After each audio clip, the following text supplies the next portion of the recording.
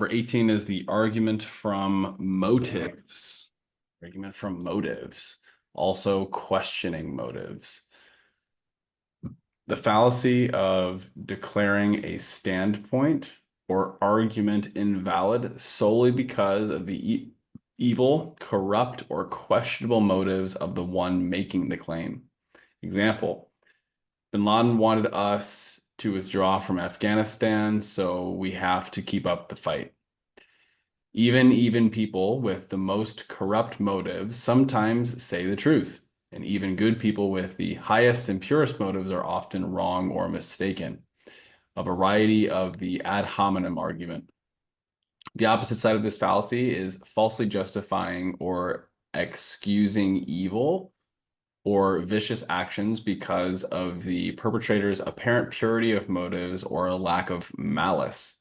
Example, sure, she may have beaten her children bloody now and again, but she was a highly educated, ambitious professional woman at the end of her rope, deprived of adult conversation and stuck between four walls for years on end with a bunch of screaming, fighting brats, doing the best she could with what little she had. How can you stand there and accuse her of child abuse? See also moral licensing. Ooh, that's going to be a fun one when we get there. Argument from motives. Mm. Mm-mm-mm. You have thoughts? Do you have thoughts first? Sure. Um, yeah, I think this one for me, it's like uh, in terms of the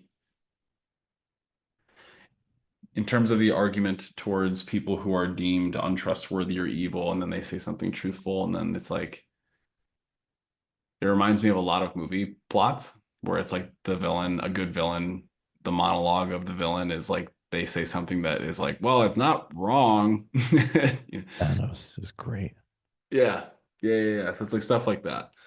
You know what Thanos's fallacy is? Hmm. It's the either or fallacy.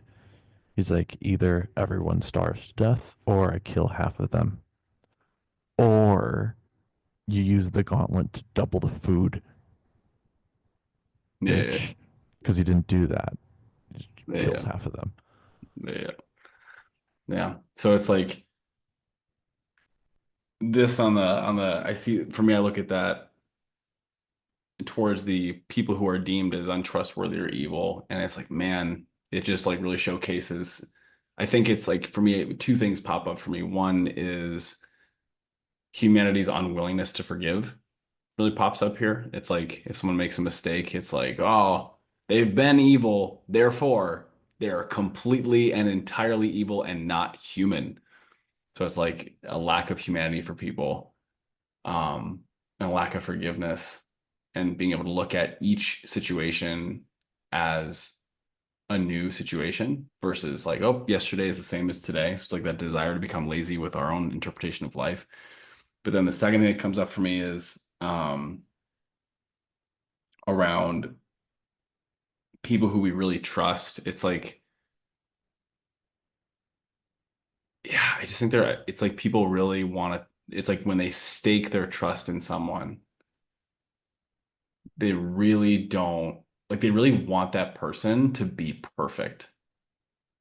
It's like, and that to me, I think is really interesting. It's like, and I mean, I'm actually, to me, what is really interesting is they didn't put see also either or at the bottom of this one, like you had mentioned, just because what really comes through for me on this one is like why it seems to happen, I think, is because we either, I think we have a tendency as a society to deem someone as all good or all bad, and there is no possibility of being anywhere in between. Like that person can't have their own personal human journey with understanding what's going on and how they're changing and what the consequences of their previous actions and then changing. It's like, nope, you're either all good or you're all bad. And if you are one of the other, you can't be the other. That's it, period. So I find that to be um Yeah, and I'll try to stop speaking so much from like they language and like speaking outward. I'll start to go more inward. Is I think too for me this like this gives me a reminder to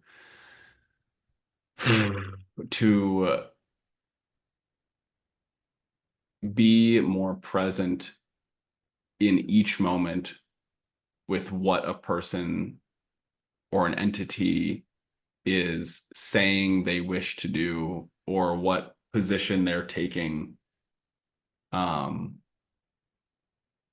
individually measured rather than being like based off of all of their past claims, I'm going to look at them a certain way.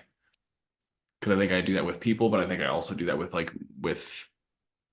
concepts, like full on like schools of thought, like around money. Like if I have believed my whole life that money was hard to get and was scarce, and then I find evidence or information to the contrary of that, there's going to be a part of me that wants to go, that's not real because it's been this way my whole life.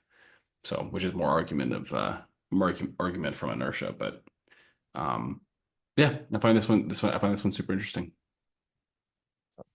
I'm really glad that you went first because you were going to say a lot of the same stuff that I came to the conclusion of a while ago, but I think it's more powerful for you to like figure it out yourself rather than me tell you what it is. And like you're going to say exactly what I said.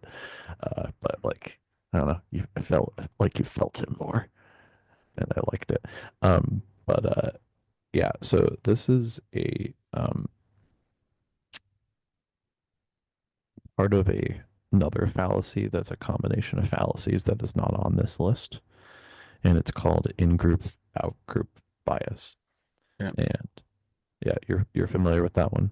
Yeah. yeah, So this one is taught in like psychology and sociology, and but it's my understanding now it is that that's actually bigger than what I felt like was talked about in school, where in group and out group bias is a combination of this fallacy, argument from motives, and also um, confirmation bias.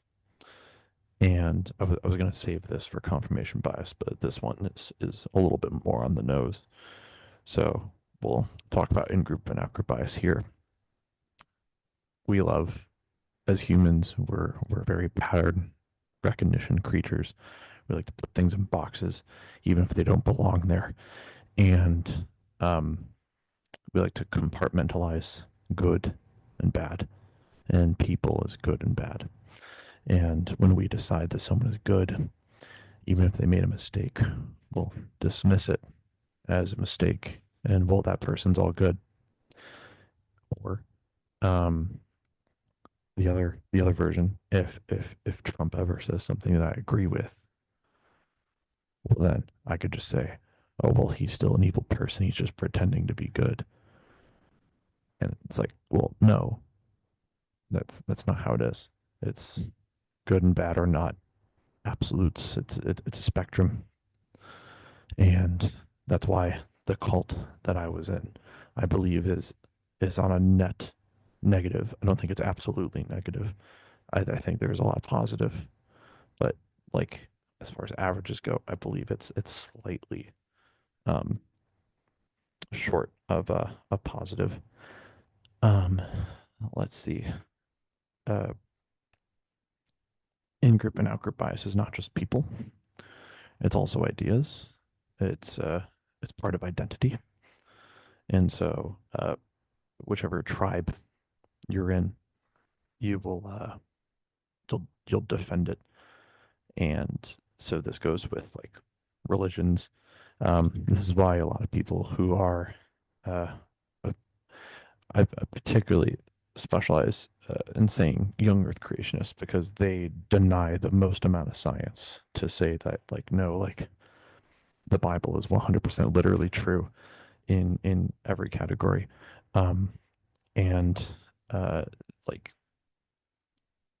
world flood, Adam and Eve, 6 day creation, like just things that like absolutely are scientifically impossible. Um, and even if they were possible, we have enough evidence to know that they did not happen.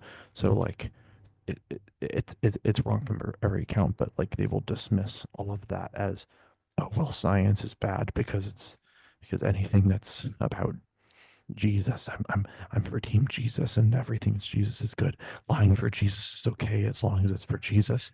It's like, no, lying for Jesus doesn't make it okay. You shouldn't have to do that. Um, Mhm. so this also goes with it's really interesting thinking about in group and out group bias while watching like social media. I watched a video of I believe Jack and Megan. They have like the cutest relationship on Instagram, and Jack was pulling a prank on Megan when she was shopping, and he was like, "Hey, that shirt my ex wore," and she's like, "Well, now I don't like the shirt," and it's like, "Well, why don't you like the shirt?" Because his ex wore it. It's guilt by association, but it's outgroup bias. She deems that anyone that's Jack's ex is a bad person, and so anything that they like, she must also hate.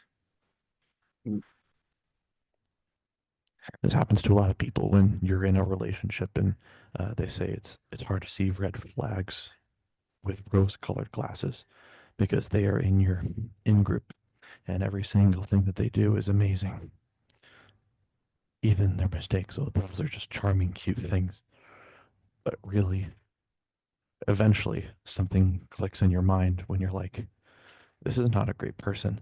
And your pattern recognition part of your brain, instead of picking out all the things that are good, starts to pick out all the things you do not like about them. And then all of a sudden, the person that you were romantically connected to starts to be the most disgusting person you've ever met. You start picking out all the things you don't like about them, and then it goes downward pretty quickly. Maybe that's why half of marriages end in divorce. But man, in group and out group bias is everywhere. I think that is not only that it controls. That is the reason why polarization exists Yeah. across the world, mostly within the United States. It's just like Democrats are like everything that's not Democrats bad, and the Republicans are like everything that's not Republican is bad, and it's it's astounding how um, we can compartmentalize things like abortion and money and gay rights to like these absolute like sides. What the fuck? Like, why can't we just have like individual ideas? Nope, it has to be this side or the other. You can't get both. Like, dude, a good economy and respecting gay people are not polar opposites. What the fuck is happening? Like, you can have both. Have you thought of that? You don't have to kill the brown people and have a bad economy. Like, oh man. Yeah, I think that fits mostly in with argument from motives in group and out group bias. Thoughts on in group and out group bias, Alan? Yeah, I mean,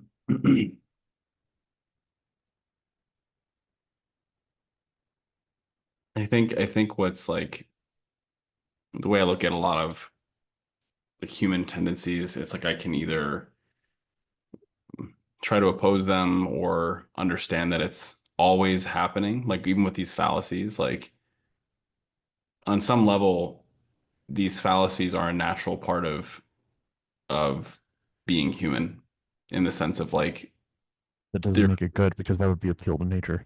right. Doesn't make it good, but it's like people are attracted to using them nonetheless. And so it's like, okay, so for in-group, out-group, to me it's like, Only makes sense why it evolved. Like my tribe versus that tribe, and like, yeah, yeah, yeah, yeah, yeah, yeah, totally makes totally. sense. To me, like where I've been really trying to do my best with, and I fail constantly, is trying to make everybody my in-group. It's like if you are a human, then you are a I don't part. think that's a bad thing. I try to No, do that too. no, I'm not saying it's bad, but I'm just saying I'm saying that's the attempt. It's like anytime that my body says that person's bad, it's like, it's like it puts off for me. It's a flag that goes up for me. Everyone's trying to do their best, Yeah, you know. yeah, Even in Rick and Morty, they were like, even Hitler believed in his country or something, like they're yeah, trying to do their best. yeah. Believes in his country or something. Yeah, yeah, yeah. That's a good one. Yeah, that's what I think. For me, it's like try our best to make everybody our. It's like it's interesting that there's so many things that influence the human experience. I think it's a never-ending battle throughout our whole lives to hopefully one day learn to conquer them all or to become aware of them all. But I think that that doesn't mean don't try. For me, it's like, hey, if the outcome is to bring more love into the world, then why not do everything we can as much as we can to try to get it to that point? And I think it starts with, little conversations like this and talking about fallacies for hours. Awesome. I love it. How are you feeling about going through this list? I'm digging it. I like it a lot. It gives I you told know, you to change your life. yeah, it's nice. It gives like it just brings more consistent awareness to um, to these things. Thank you, Alan. I'll see you next week. See you soon.